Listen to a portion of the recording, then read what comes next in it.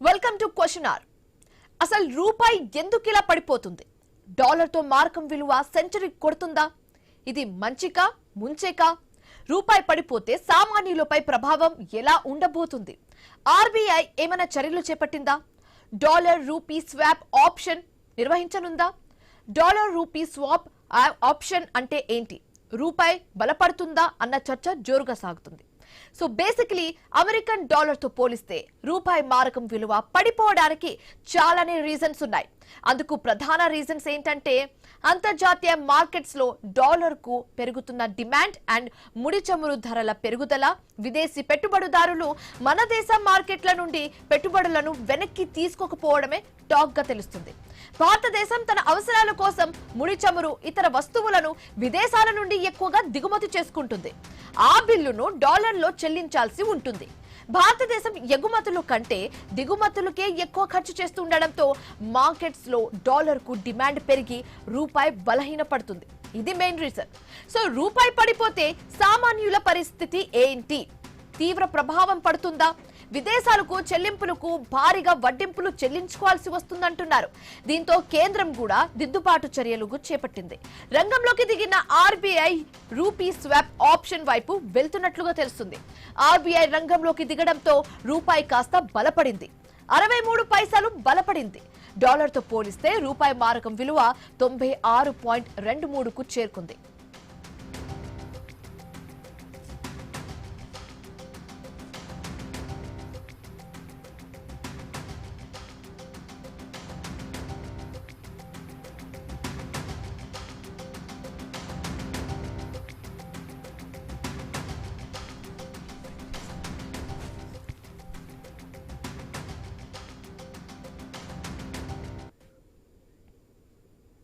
Right, ఇదే అంశాన్ని complete గా అనలైజ్ చేసి సమరైజ్ చేసి చెప్పడానికి మా కొలీగ్ వంశీ న్యూస్ రూమ్ నుంచి సిద్ధంగా ఉన్నారు.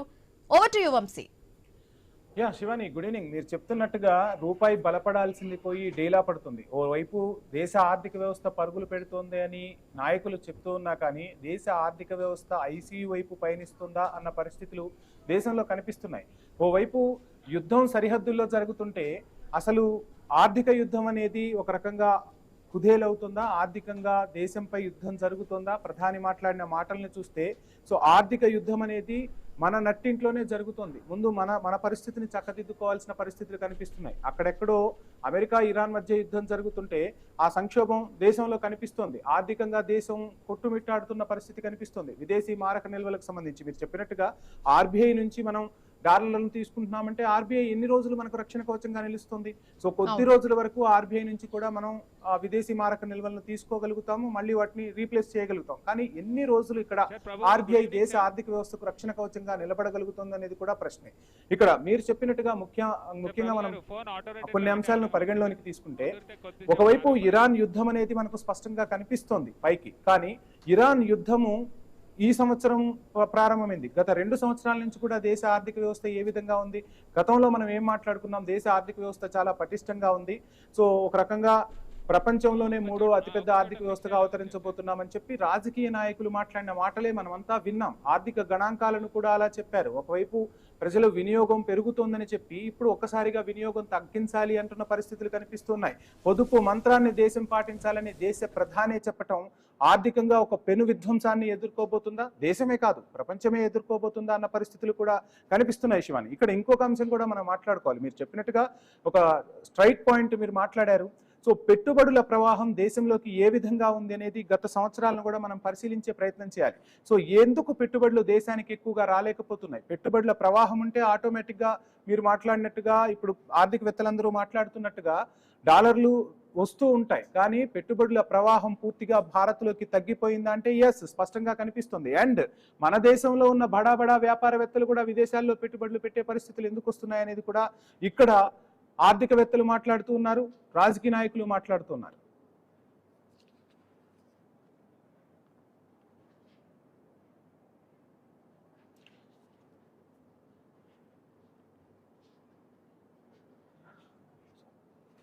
యా, ఇక ఇదే అంశానికి సంబంధించి మనతో మాట్లాడేందుకు ప్రభు గారు, ప్రముఖ స్టాక్ మార్కెట్ నిపుణులు మనతో పాటు జాయిన్ అయ్యారు. ప్రభు గారు, గుడ్ ఈవినింగ్. ఇప్పుడు ఒకటి యా ప్రభు గారు, నా వాయిస్ రీచ్ అవుతుంది? I'm audible? Prabhu garu voice రాట్లా చూడు. హలో, యా యా నా వాయిస్ రీచ్ అవుతుందా? మీ వాయిస్ వస్తుంది నాకు.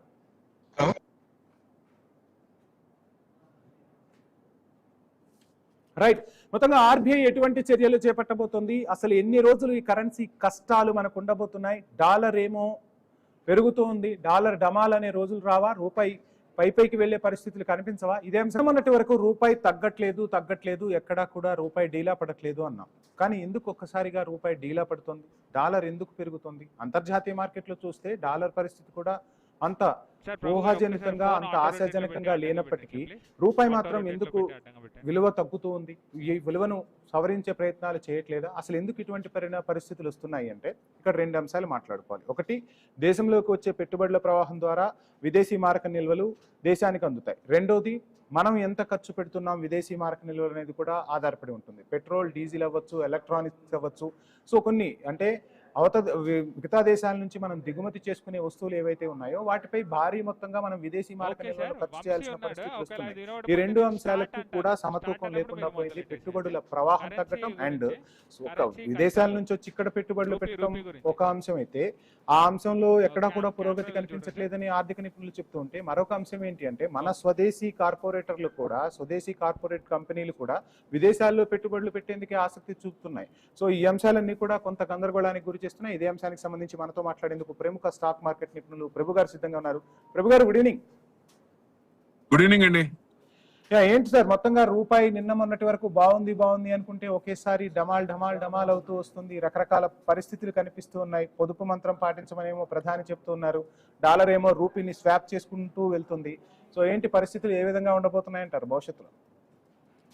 అంటే మనం క్రూడ్ 126కి వెళ్ళినప్పుడు ఇబ్బంది పడలేదు, 146కి వెళ్ళినప్పుడు ఇబ్బంది పడలేదు, అప్పుడు ఎలర్ట్ అవ్వలేదు. ఇప్పుడు ఎలర్ట్ అయ్యాం ఎందుకంటే రిజర్వ్స్ లేవు కాబట్టి. కానీ ఇప్పుడు ఎప్పుడైతే క్రూడ్ కొంచెం control near to INR near by 100 అనుకున్నాం, 96 చేంజ్ వచ్చేసింది.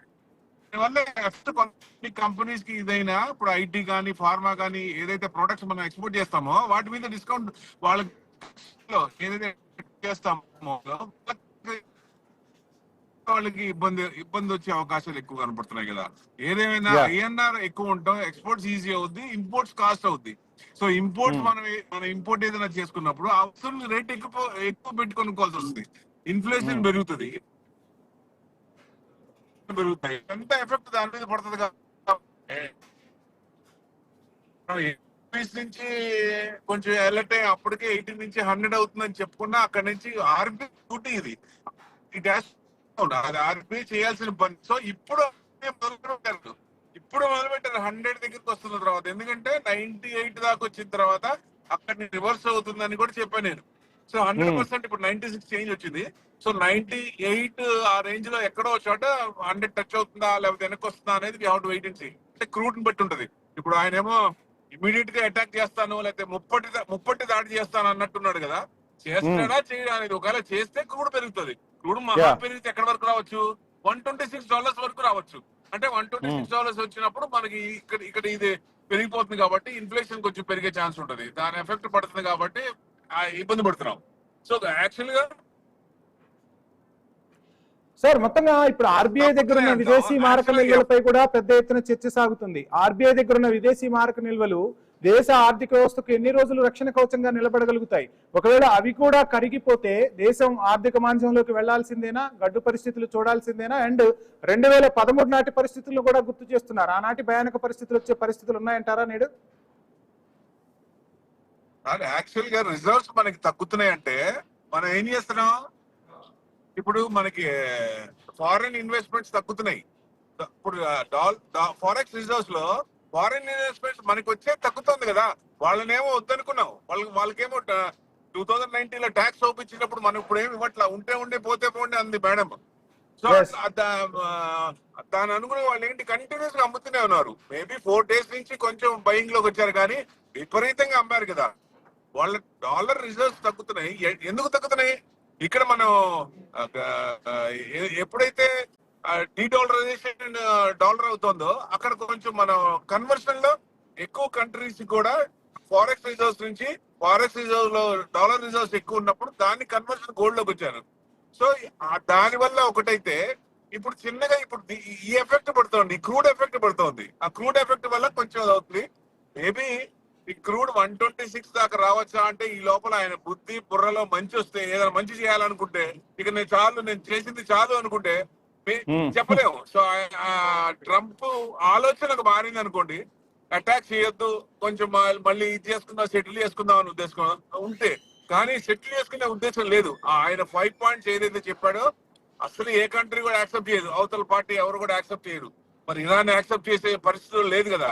సో వార్ వస్తుందనే ఉద్దేశంతోనే ఉన్నాం కాబట్టి ఎట్టి పరిస్థితుల్లో ఇవాళ లేదా రేపు సాటర్డేనా సండేనా, సో ఎనీ టైం ఆయన ఏంటంటే ఫ్రైడే రోజు ఏది చేసినా కొంచెం అటాక్ చేస్తాడు ఆయన. సో మేబీ ఇవాళ నైట్ సండే సాటర్డేనా ఏదైనా చేస్తే కొంచెం పెరిగే ఛాన్స్ ఉంటది. ఒక రకంగా లాంగింగ్ అటాక్ కాకుండా 1 డేలో చేశారు అనుకోండి, సపోజ్ మొత్తం వెనుజులా లాగా చేశారు అబ్డక్షన్ ఆ టైప్ లో, ఇక్కడ కూడా అటాక్ ఆ టైప్ లో చేశారు అనుకోండి, ఏమవుతుంది ఆ 1 డేనే క్రూడ్ పెరిగే ఛాన్స్ ఉంటుంది. తర్వాత కొన్ని దాని పని దాన్ని చేసుకుంటది. కాబట్టి మనం అంత ముందు చూసాం కార్గిల్ వార్ గాని, తర్వాత రష్యా వార్ గాని, యుక్రెయిన్ రష్యా వార్ గాని, ఇప్పుడు యుద్ధం వస్తుంది అంటుకుంటే పెరిగింది. తర్వాత యుద్ధం స్టార్ట్ అయినాక మార్కెట్ దాని పని దాన్ని చేసుకుంటా పోయింది. అట్లనే ఇది కూడా అవుతుంది. సో ఎక్స్టెండ్ కాకుండా 1 డేలో చేస్తే ఏదైనా మరి అది ఏ స్టైల్ ఆఫ్ వర్క్ చేస్తారో తెలియదు. కాబట్టి సో అటాకింగ్ ఎలా ఉంటుంది ఆయన మనసులో ఉన్న మాట మనకి 1 days 2 days లో తెలియచ్చు, లేదా ఆయన మనసులో మాట కదా సార్, ఆయన నోట్లోంచి వచ్చే మాటే ఈ క్షణం ఏమైతుందో నెక్స్ట్ మినిట్ కి ఏం మారుతుందో తెలియట్లేదు కదా. ఆయన చెప్పలేము ఆయన, ఎందుకంటే ఆయన బుద్ధి బుర్రలో ఎప్పుడు ఏదొస్తుందో చెప్పలేము. రాత్రి ఒకటి చెప్తే పగల ఒకటి చెప్తాడు ఆయన. అంటే ట్రంప్ సునామీ ఒకటే, ఎప్పుడు ఎలా రియాక్ట్ అవుతారు ఎవ్వరు చెప్పలేరు. No one can tell. అంతర్జాతీయంగా మీరు చెప్పిన అంశాలు ఒక రకంగా మనం గమనిస్తే, మరోవైపు దేశంలో పొదుపు చేయమంటున్నారు, వర్క్ ఫ్రం హోమ్ అంటున్నారు. వర్క్ ఫ్రం హోమ్ అంటే ఒక ఐటీ ఎంప్లాయీస్ కే పాసిబిలిటీ ఎక్కువగా ఉన్న దేశం మనది. మిగతావి అంతగా వర్కౌట్ అవ్వని పరిస్థితులే కనిపిస్తున్నాయి. అండ్ చాలా మంది సామాన్యులు, పాలమ్మే వాళ్ళు, పూలమ్మే వాళ్ళు, రకరకాల చిరు వ్యాపారులు, అదేవిధంగా పరిశ్రమలకు వెళ్లి కష్టపడితే గానీ వాళ్లకు రోజువారీ వేతనాలు అందని దేశంలో ఎంతవరకు పొదుపు పాటించగలుగుతారు, ఎంతవరకు వర్క్ ఫ్రం హోమ్ అందించగలుగుతారు? అండ్ 21,000కు పైగా రీసెంట్ గా ఒక డేటా చూశాను సార్, 21,000 మంత్లీ వాళ్ళు ఎర్న్ చేసే వాళ్లే చాలా మంది దేశంలో ఉన్నారు. అంతకు మించి కూడా ఆదాయం పొందట్లా. వీళ్ళు ఏం పొదుపు చేస్తారు? వీళ్ళు పొదుపు చేస్తే దేశ ఆర్థిక వ్యవస్థ ఏ విధంగా ముందడుగు వేస్తుంది? ఇది ఒక ఉపశమనంగా చెప్పారా, లేదంటే అసలు ఏదో ఒకటి చేయాలి ప్రభుత్వం కాబట్టి చెప్పారా ఏంటి? అసలు ఈ విశ్లేషణ ఎలా చూడాలి? ఇప్పుడు వర్క్ ఎట్ హోమ్ అంటే మిగతా ప్రాబ్లమ్స్ ఉంటాయి. ఇప్పుడు ఫ్యామిలీకి ఉన్న ఇది ప్రాబ్లమ్స్ అక్కడ ఉంటాయి. ఏ పని ఎక్కడ చేస్తే అదే కరెక్ట్ ఆఫీస్ లో ఉంటాయి. కానీ ఇది కొంచెం పెరుగుతున్నప్పుడు అంటే అలర్ట్ చేస్తాడు ఆయన. అంటే పూర్తిగా వస్తుందని కాదు, క్రూడ్ అంటే పెట్రోల్ డీజిల్ తగ్గించుకోండి అన్నాడు కానీ పూర్తిగా వాడద్దని లేదు. గోల్డ్ కొనొద్దు అన్నాడు కానీ పూర్తిగా అనలేదు. అంటే అలర్ట్ చేస్తారు ఆయన. ఇది మంచికే, ప్రతి ఒక్కరు కూడా మంచిదే. అంటే కొంచెం కంట్రోల్ చేస్తాం. ఆ కంట్రోల్ చేసినప్పుడు కొంచెం ఫారెక్స్ రిజర్వ్స్ డాలర్స్ తక్కువ పెరుగుతాయి కాబట్టి అవి మిగిలిపోతాయి. ఎందుకంటే 690 ఫారెక్స్ రిజర్వ్ $690 ఉన్నాయి. ఆ $690 బిలియన్. ఆ $1 బిలియన్ తగ్గుతుంటే కొంచెం టెన్షన్ వస్తుంది. కాబట్టి ఇది వార్ అల్టిమేటం అండి. అది తగ్గాలి, లేకపోతే సెటిల్ అయిపోవాలి, ఇష్యూ సెటిల్ అవ్వాలి. సెటిల్ అయిపోతే ప్లస్ సెకండ్ ఇష్యూ ఉంది మనకి, FTA అగ్రిమెంట్. అంటే ఫారెన్ ఇన్వెస్ట్మెంట్స్ FIIs కానీ ఈ ఇన్వెస్ట్మెంట్స్ కూడా రావాలి కదా. గవర్నమెంట్ కూడా కొంచెం పునరాలోచించి ఆ ఇన్వెస్ట్మెంట్స్ కూడా వచ్చేటట్టు చేస్తే, FDI ఇన్వెస్ట్మెంట్ చేస్తే ఫారెస్ట్ రిజర్వ్స్ పెరుగుతాయి. ఇంత టెన్షన్ పడాల్సిన పని లేదు. మనం అవేమో వద్దనుకుంటున్నాం, ఇక్కడేమో క్రూడ్ పెరుగుతుంది, ఇక్కడ తగ్గిపోతుందని భయపడుతున్నాం. ఎందుకని? మరి అది పెంచడానికి ఆలోచన చేస్తే 80 రూపీస్ ఉన్నప్పుడే ఆలోచన చేస్తే మనం ఈ టెన్షన్ పడేవాళ్ళం కాదు. ఇప్పుడు 100 దాకా వచ్చింది కాబట్టి మనం ఇప్పుడు టెన్షన్ పడుతున్నాం. అది ఎంతవరకు కరెక్ట్? సో ఆర్బీఐ ఇప్పుడు దాకా మరి ఏ పని చేయలేదా, ఏ ఆపరేషన్ చేయలేదా? Now they are getting to the shoes. ఇప్పుడు చేస్తామంటున్నారు. ఇప్పుడు దాకా ఇప్పుడు దాకా ఏం చేశారు? ఆర్బీఐ ఏం చేసింది? మరి ఇంత పెరుగుతున్నప్పుడు 100 రూపీస్ వస్తే అమ్మో వామ్మో అని ఇప్పుడు అంటాం ఎందుకు? 80 రూపీస్ ఎందుకు అనలేదు? అది కదా కావాల్సింది. ఏదైనా మంచిదే, ఇప్పటికైనా దాన్ని 80 రూపీస్ కి తెస్తామని వాళ్ళే చెప్తారు. కాబట్టి ఆపరేషన్స్ మొదలు పెట్టారు. సెటిల్ ఇది డౌన్ అయ్యే ఛాన్స్ ఉన్నాయి. క్రూడ్ తగ్గింది అనుకోండి, ఆటోమేటిక్ గా కొంచెం ఛాన్స్ ఉంటుంది. ప్లస్ మనం చేయాల్సిన పని, గవర్నమెంట్ చేయాల్సిన పని, ఆ రిజల్ట్స్ కూడా మనం వెనక్కి తెచ్చుకునేటట్టు ఎట్లా ఎఫ్డిఐ ఇన్వెస్ట్మెంట్స్ కూడా వస్తే ఇంత టెన్షన్ ఉండేది కాదు. ఇది మనం కేవలం వాళ్ళని వద్దనుకున్నంత వల్లే ఈ టెన్షన్ పెరుగుతుంది అనుకుంటున్నాం. సో దాని అనుగుణంగా ఉంటాయి. యా, శ్రీరామచంద్రమూర్తి గారు గుడ్ ఈవినింగ్. ఏంటి మొత్తంగా ఎలా చూస్తున్నారు ఈ అంశాన్ని? ఒకవైపు రూపాయి తగ్గుతూ ఉంది, విదేశీ మారక నిల్వలు తగ్గిపోతున్నాయి, కాపాడుకునే ప్రయత్నం చేయండి అంటున్నారు. క్లియర్ గా ఒక అంశం అయితే కనిపిస్తుంది, విదేశీ పెట్టుబడులు అసలు భారత్ లోకి ఎందుకు రావట్లేదు, ఇక్కడ పరిస్థితులు లేవా, ఉన్న పెట్టుబడులు కూడా వెళ్తున్నాయి. మొన్న మోదీ మాట్లాడిన తర్వాత కూడా ఎప్పుడైతే పొదుపు మంత్రం అన్నారో ఆ 2 రోజుల మార్కెట్ ఏ విధంగా డమాలైందో కూడా మనం చూసాం, ఎన్ని లక్షల కోట్లు ఆవిరయ్యాయో కూడా మనం చూసాం. ఏం చెప్తారు? ఇప్పుడు ఇదంతా కూడా ఇంటర్నేషనల్ గా అన్ఎక్స్పెక్టెడ్ సినారియో రావటం వల్ల మన కంట్రీకి ఎఫెక్ట్ అయిందండి. జనవరి వరకు బాగానే ఉంది. ఒకసారి అమెరికా అధ్యక్షుడు ఈ ఇరాన్ తో యుద్ధం జరగటం ఇది ఒక 1 month మ్యాటర్ అనుకున్నాం. 1 month అలా ఇప్పుడు ఏమైందంటే 3 months 4 months అయిపోయింది. అది అసలు ఎప్పుడు సాల్వ్ అవుతుందో కూడా తెలియట్లేదు. దాంతో అన్ఎక్స్పెక్టెడ్ గా క్రూడ్ పెరగడం వల్ల మనకు వచ్చిన ఎఫెక్ట్ తప్ప అంతకు ముందు ఇప్పుడు రూపీ తగ్గిందంటే మన ఒక్కళ్ళది ఇంటర్నల్ మ్యాటర్ కాదండి, అది ఎక్స్టర్నల్ పాయింట్లోనే ఎక్కువ ఉంది. సో ఈ ఓన్లీ క్రూడ్ పెరగడం వల్లే జరుగుతున్న పరిణామాలు. మొన్న జనవరి దాకా అంతా కంట్రోల్లోనే ఉంది. ఎఫ్ఐఎస్ ఒక్కసారిగా సెల్లింగ్ లోకి వెళ్తున్నారు, ఎందుకంటే క్రూడ్ పెరగడం వల్ల డాలర్ డిమాండ్ లో ఉంది. మీరు అబ్జర్వ్ చేస్తే నవంబర్, డిసెంబర్, జనవరి మొత్తం డాలర్ డౌన్ లో ఉంది. గోల్డ్, సిల్వర్ బాగా పెరిగినాయి. గోల్డ్, సిల్వర్లు రాకెట్ బాగా పెరిగిపోతుంటే అప్పుడేమో గోల్డ్ పెరిగిపోయిందని అందరు మొత్తుకున్నారు. అప్పుడు డాలర్ లో అందరు కొంటున్నారు, బ్యాంకులన్నీ కూడా గోల్డ్ కొంటున్నాయి, సెంట్రల్ బ్యాంక్స్ అన్ని చెప్పాం. ఇప్పుడు ఏమండి బ్యాంకులు గోల్డ్ గట్టిగానే కొన్నాయి కదా సార్?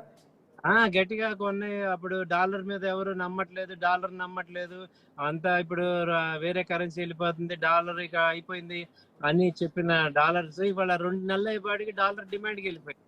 ఎందుకంటే క్రూడ్ ఒకటి ఇంటర్నేషనల్ గా రావటం అనేది దుబాయ్ లో కావాలని డాలర్ ని ఇది చేయడానికి అమెరికా ఆడుతున్న నాటకంలో ఇది ఒక పార్ట్ అనేది అందరికి అర్థమవుతుంది. ఇంటర్నేషనల్ గా వాంటెడ్ గా ఇప్పుడు ఆయన ఇరాన్ తో కావాలనే డిలే చేస్తున్నారు. ఎందుకంటే క్రూడ్ ఆయిల్ వాళ్ళకి బెనిఫిట్, $100 $105 ఉంది. సో సెల్లింగ్ కంట్రీస్ అన్నిటికీ బెనిఫిట్ ఇవి. ఇప్పుడు వాళ్ళ డాలర్ రేటు పెరగటం కానీ క్రూడ్ కానీ తగ్గాలని ఒక్కసారికి ఎవరు అనుకోవట్లా. అటు రష్యాకి బెనిఫిట్, అమెరికాకి బెనిఫిట్, అటు క్రూడ్ కంట్రీస్ కి అందరికి బెనిఫిట్ అవుతున్నాయి. ఎవరికి లాస్ అంటే ఎవరైతే క్రూడ్ కొంటున్నారో వాళ్ళందరికీ లాస్. మన కంట్రీ కాదు, దాదాపు 100 కంట్రీలు ఎఫెక్ట్ అవుతున్నాయి ఈ ఒక్క పాయింట్ మీద.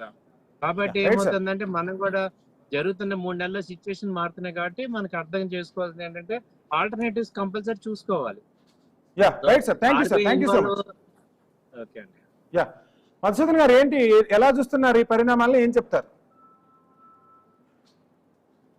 ప్రధానంగా ఈ డాలర్ 96 రూపాయల చిల్లరగా వచ్చింది. ఇప్పుడు మనకి ఒక డాలర్ మనం ఈక్వల్ టు 96 రూపీస్ చిల్లర వచ్చింది.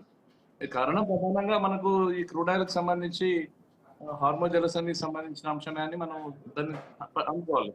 దీని ప్రధానంగా మనము వివిధ దేశాల్లో జరుగుతున్నటువంటి యుద్ధ వాతావరణము, ఈ వాణిజ్యము సంబంధించినటువంటి అంశాలను పరిగణలో తీసుకుంటే ఒక దేశము దాని ఆర్థిక వ్యవస్థ పతనం అవుతున్నటువంటి సందర్భంలో ఈ ఖాళీ విశ్లేషణ చేసుకోవడమే కాకుండా ఈ యొక్క పతనాన్ని మనం ఎట్లా అధిగమించాలనే దాని మీద ప్రధానమైనటువంటి దృష్టి పెట్టాల్సినటువంటి బాధ్యత ఈ దేశ పౌరులుగా మనందరి మీద కూడా ఉంటుంది. ఇవాళ మీ ఛానల్లో ప్రజలందరి మీద కూడా ఉంటుంది. కాబట్టి దీన్ని ఎట్లా అధిగమిస్తాం, మనము రూపాయి విలువను ఎట్లా పెంచుకోగలుగుతాం అనే దాని మీద ప్రధానంగా ప్రజలందరూ కూడా దృష్టి పెట్టాల్సిన అవసరం ఉన్నది. హార్మోజ్ జలసంధి ఓపెన్ అయితేనేమో ఈ క్రూడ్ ఆయిల్ కి సంబంధించినటువంటి ఈ విదేశీ మారక ద్రవ్య నిల్వలు వాటిని బ్యాలెన్స్ చేసుకోగలుగుతాం మనం. కానీ ఇప్పుడు అది యుద్ధం ఇప్పుడు అయిపోయేటట్టు లేదు, అది క్లోజ్ అయ్యే పరిస్థితి కూడా కనబడతలేదు. అది వారము 2 రోజులు 3 రోజులు అనుకుంటేనే ఇప్పటికి దాదాపుగా 80 రోజుల దాకా వచ్చేసింది. 80 రోజుల నుంచి మనము పరేషాన్ అవుతున్నటువంటి స్థితి. కాబట్టి మొన్న హైదరాబాద్ నరేంద్ర మోడీ గారు వచ్చినప్పుడు సందర్భంలో ఒక నెల రోజులు మందము మనం బంగారం కొనడము, ఈ వెండి కొనడం, ఇట్లాంటి అంశాలు ఏవైతే చెప్పినరో మన పెట్రోల్ డీజిల్ కి సంబంధించి మనం ఒకవైపు అందరం వెళ్తుంటే అందరం కలిసి ఒకటే కార్లో పోవాలి, ఒక పని చేసే దిక్కు వెళ్లే వాళ్ళందరూ కూడా ఒకటే కార్లో వెళ్ళాలి, ట్రైన్స్ వాడుకోవాలి, బస్సెస్ వాడుకోవాలి, ఈ విధంగా అంటే ప్రజలని కొద్దిగా ఆ పొదుపు వైపు పూర్తిగా బంధించాలని కాకుండా పొదుపు వైపు మనం పెరిగినట్టయితే మన దేశానికి సంబంధించిన కరెన్సీ ఏదైతే ఉందో కొనుగోలు శక్తి దేశాల మీద ఆధారపడుకుంటున్నటువంటి వస్తువులు ఏవైతే ఉన్నాయో వాటిని మనము కంట్రోల్ చేసుకోగలిగితే మన యొక్క రూపాయి విలువ పెరిగే అవకాశం ఉంటుంది. ఇంకొకటి సాధారణమైనటువంటి ప్రజలు కూడా ఈ దేశంలో 140 కోట్ల మంది ప్రజలు ఉన్నారు.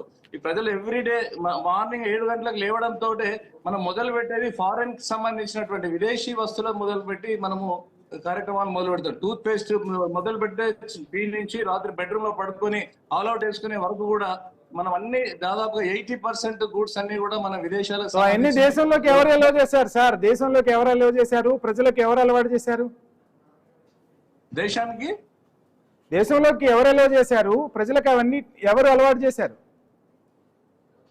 ఒక్కసారిగా అలవాట్లు మార్చుకోమంటే మార్చుకునే పరిస్థితుల్లో ప్రజలు ఉన్నారా? మార్చుకోవాలి.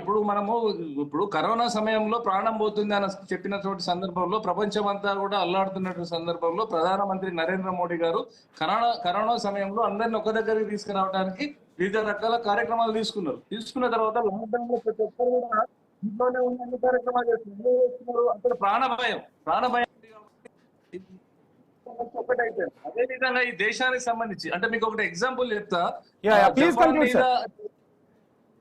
హీరోషిమా నాగాసాకి అప్పుడు ఏదైతే బాంబు దాడి జరిగిందో అమెరికా అప్పుడు ఆ జపాన్ కోలుకోవడానికి అక్కడ ఉన్నటువంటి పౌరులందరూ కూడా ఒక టమాటాని ఎగ్జాంపుల్ గా చెప్తారు. అమెరికా టమాటా మార్కెట్ లో తక్కువ రేటులో ఉంది. జపాన్ లో పండించినటువంటి రైతు టమాటా ఎక్కువ రేటు ఉంది. అయినప్పటికీ కూడా అక్కడ ఉన్నటువంటి ప్రజలు దేశభక్తితోటి వాళ్ళ దేశంలో పతనమైనటువంటి దాన్ని పెంచుకోవడానికి కోసము ఎక్కువ ధర వాళ్ళ రైతు పండించినటువంటి పంటనే వాళ్ళ ఆర్థికంగా ఎదిగింది ఆ దేశం.